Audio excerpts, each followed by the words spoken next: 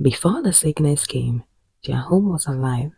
The smell of roasted plantain mixed with laughter and the sound of pounding fufu echoed through the small compound, followed by the gentle voice of Madame Ofuriwa singing one of her favorite old hymns. She was strong then, a woman with hands that never rested.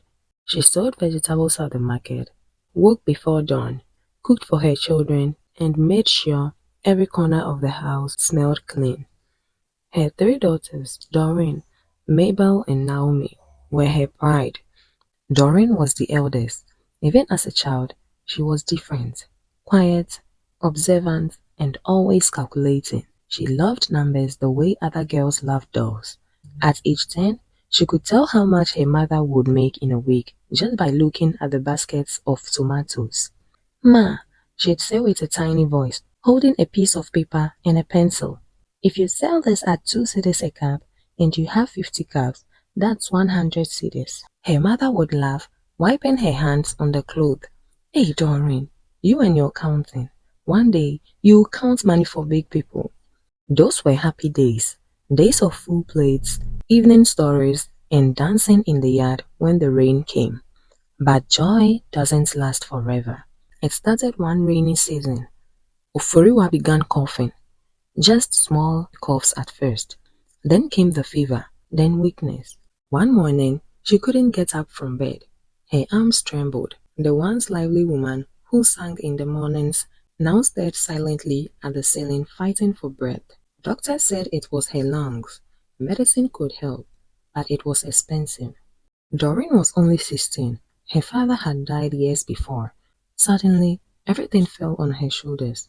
She stopped going to school and started selling granules, sachet water, and sometimes oranges. She carried her tray through the market from dawn till dusk.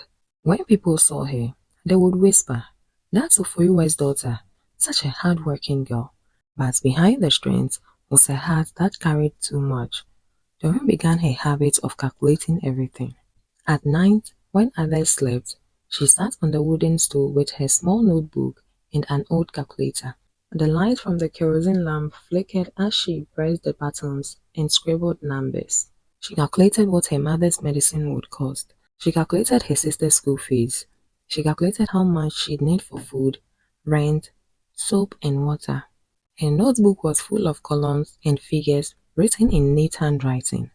Monday medicine, 15 cedis. School fees, 40 cedis. Food, 25 cedis. Kerosene, 3 cedis. Remaining, 7 cedis. Save. And no matter how small that remaining amount was, she always saved it.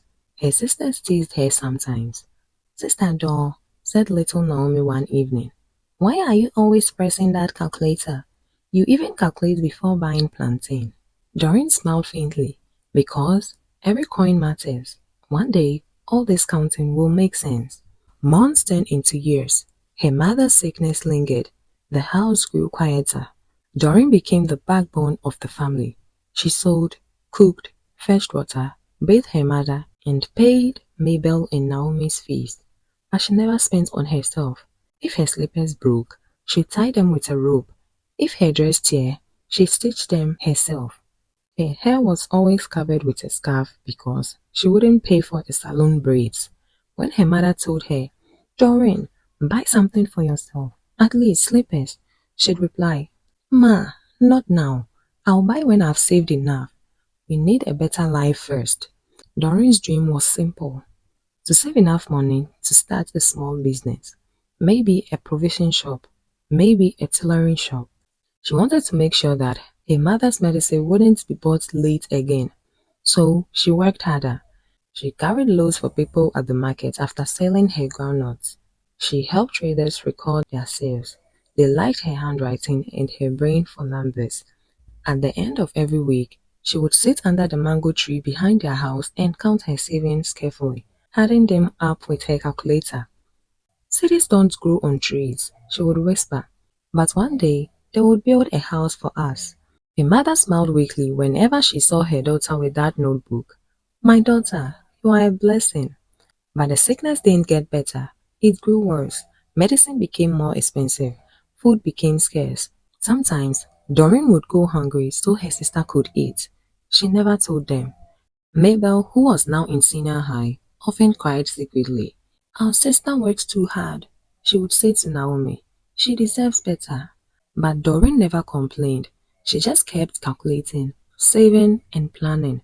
Until one day, something changed. It was a Tuesday afternoon at the market. The air smelled of fried oil and dust.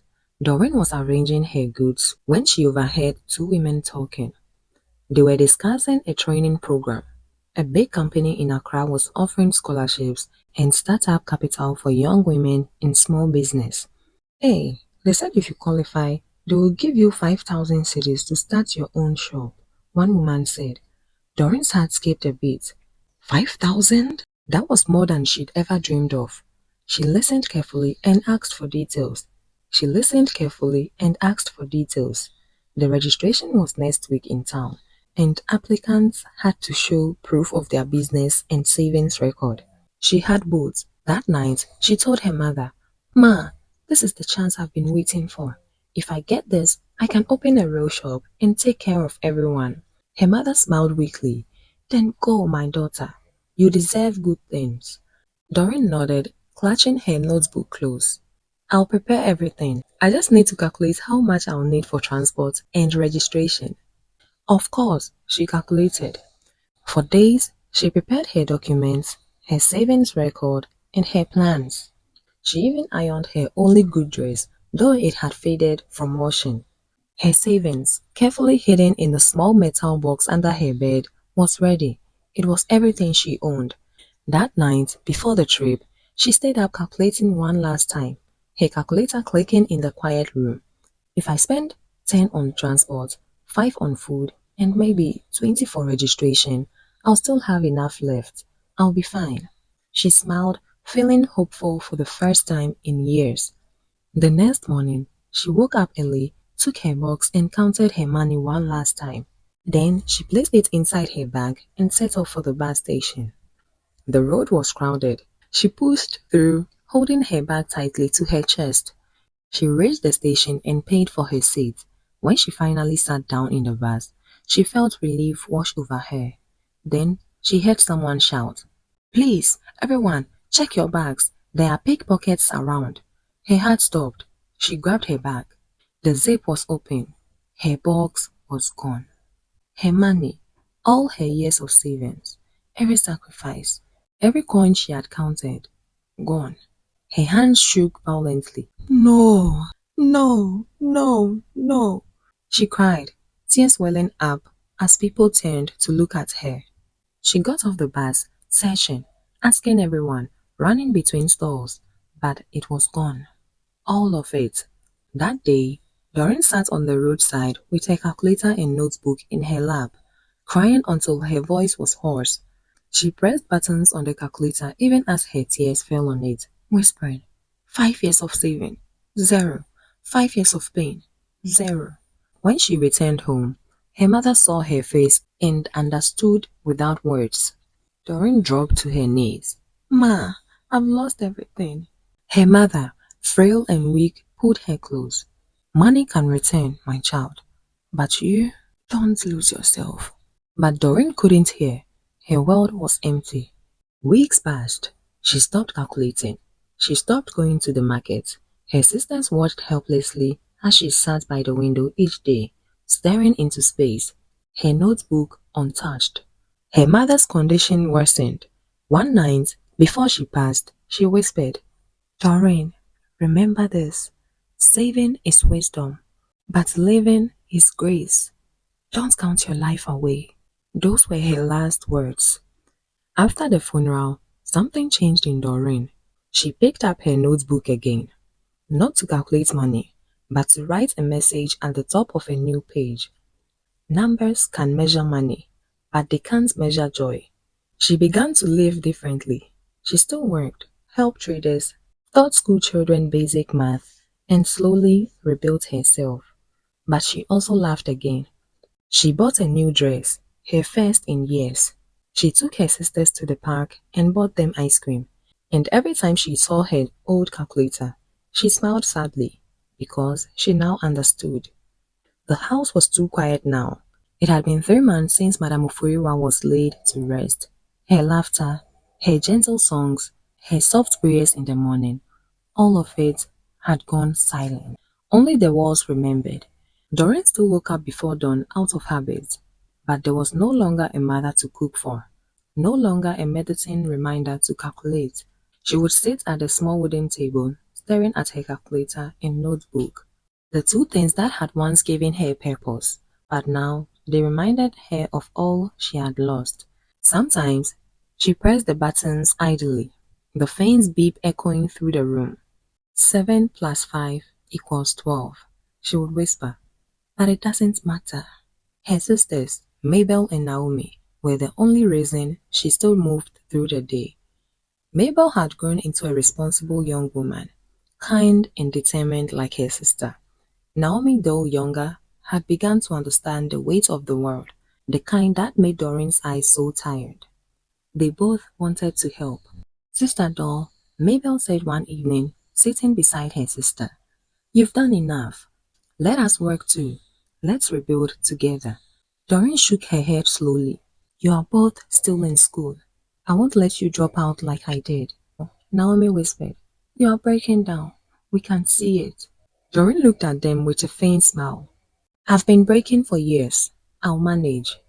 But she was lying to them and to herself. One Saturday morning, Doreen decided to go back to the market. She had no goods, no stall, not even enough money to start again.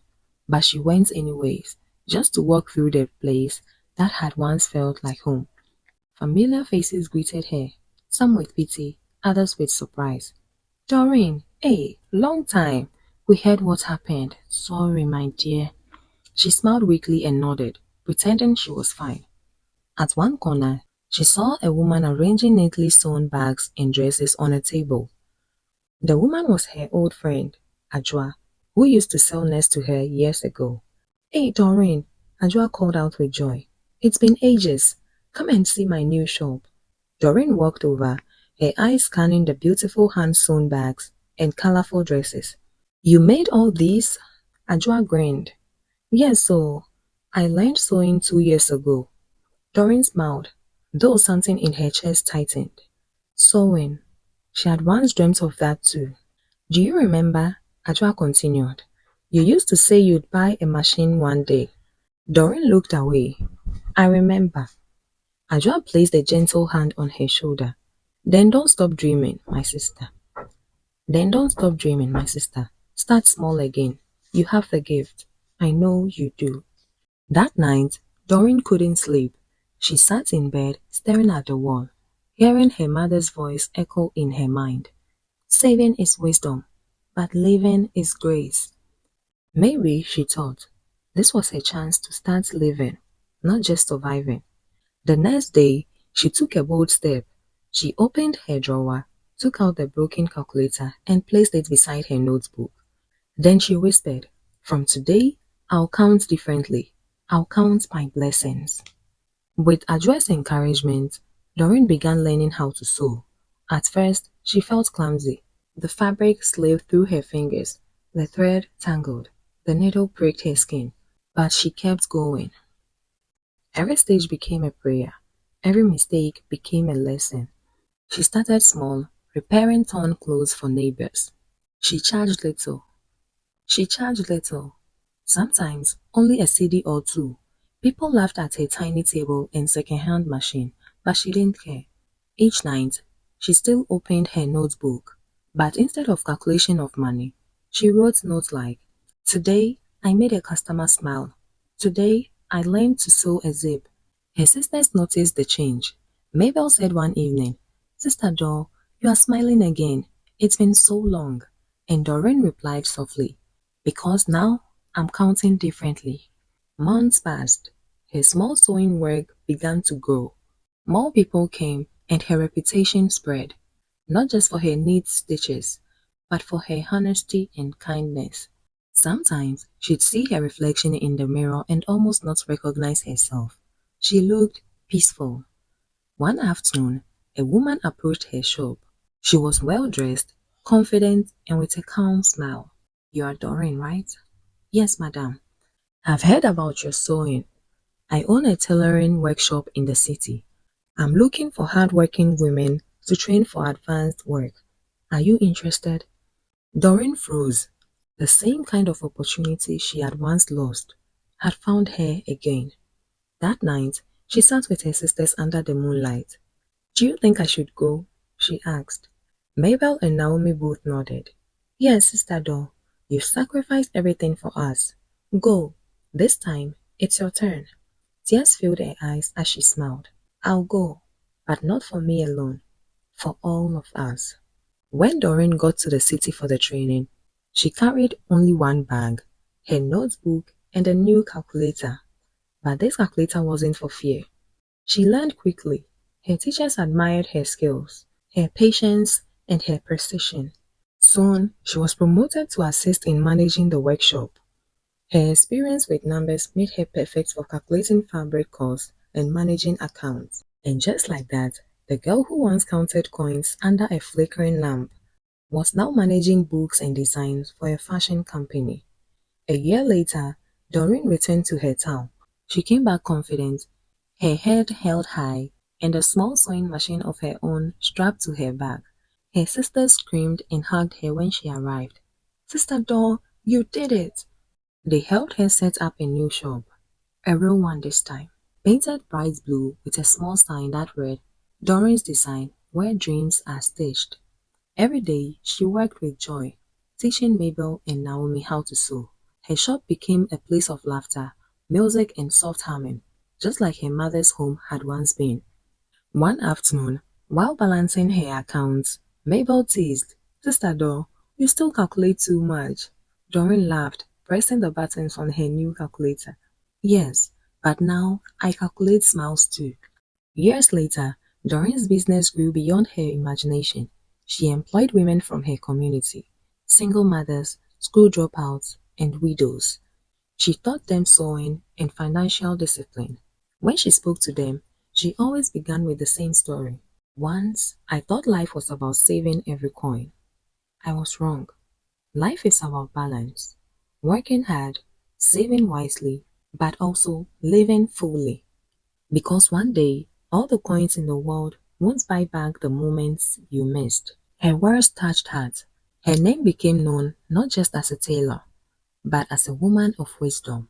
And every night, before she closed her shop, she would open her old notebook, the one she used as a girl, and smiled at the faded pages filled with old numbers. At the very end, she wrote one final line. The calculator broke, but I still found my balance. The end. The moral lesson of this story is that life requires wisdom, but not fear. Count your coins, yes, but don't forget to count your laughter, your peace, and the people who loves you. Because money can build a house, but joy makes it a home.